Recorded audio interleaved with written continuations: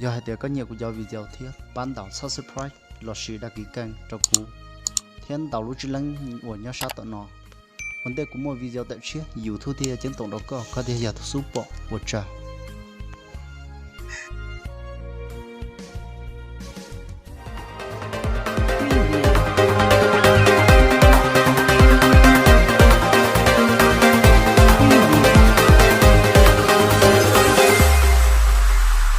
Preview.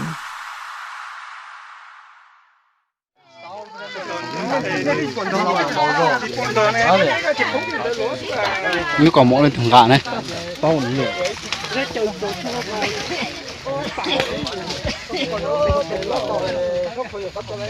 tao học lạ tao học lạ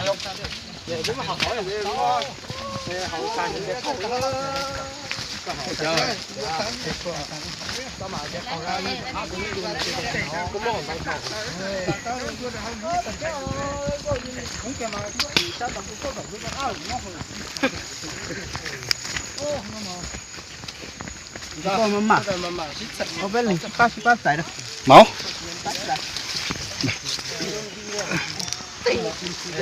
nhưng mà mình chỉ cho nó to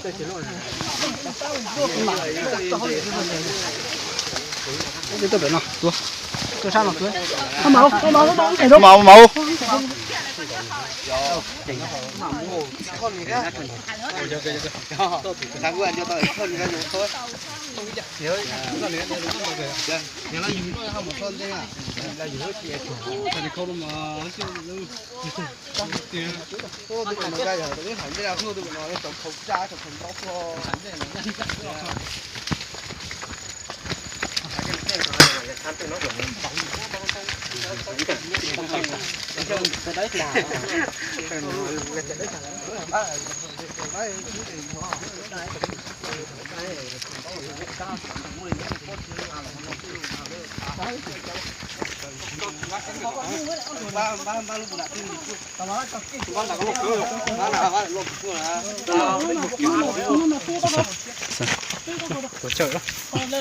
có lên cá hơ thằng cá không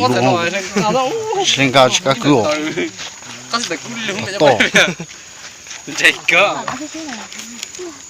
kho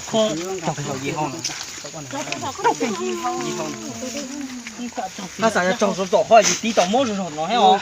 nhiều tiền đã hốt sợ nó mà tàu có nhiều nhiều con mày hốt chỉ tàu nó cho hậu cho tôi tua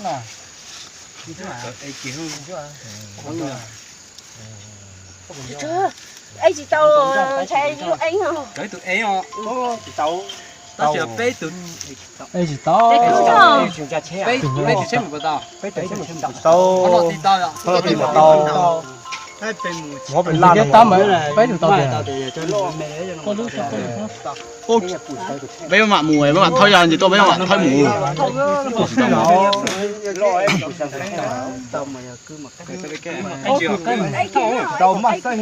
rồi tôi bé tôi thôi thì cái gì tôi bé mà thôi xem mùi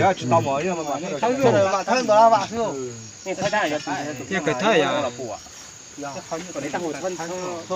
có cầu này dân đại sư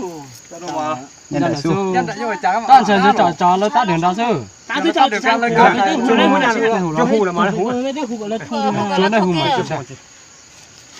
ô sao là muốn bay xem một cái bay xem một luôn hù cái chơi cái kiểu tôi là sao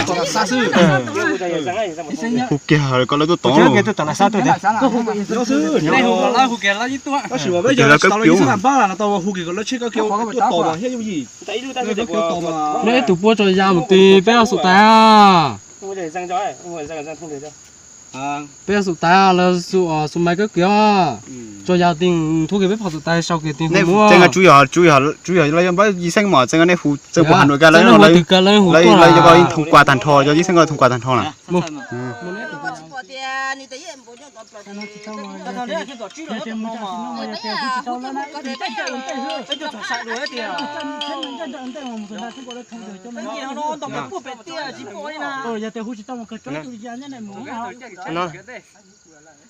giờ hút tao lại mà xưa hút tao mấy thì muốn đây chơi cái đó thì sớm rồi. bây giờ tung được cái đấy con chơi con à nó không á tôi không tôi tập khó rồi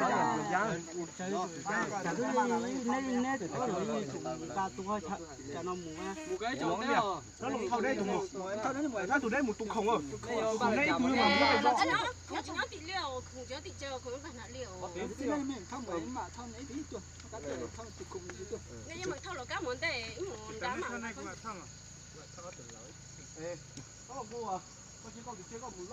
lon cha đã thương đã chơi một số cái Tàn rốt tre. nhưng mà tôi nói này món tay màu mà là cắm mà tôi nói chỉ tông sẽ sai ta ra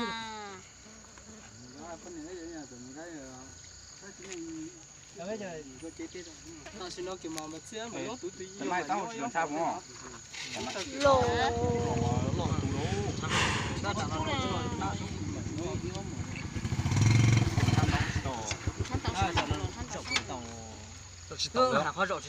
nó rau chỉ tàu rồi Wow, chúng mua rồi bốn chứ. Nha hay à. Hay là thì cho nó xí sụp một tao rồi, nó xí sụp một tao rồi thì ít tụi nó nhặt thâu rồi, cho nên nó rồi. giờ này muốn được cái em nó phải là những bạn kia ta họ và xí rồi khu à xí rồi khu à khu plot tổ chui à rồi cho mà cho nó thế nào mà nhá có không chỉ cho con chỉ nó Con chúa. nhà ấy nào có sao mẹ ta chỉ mấy à chỉ trồng chỉ thế nào đó đâu Cho. tao chỉ một giờ này tao chỉ một giờ này tao chơi lúc một tao thì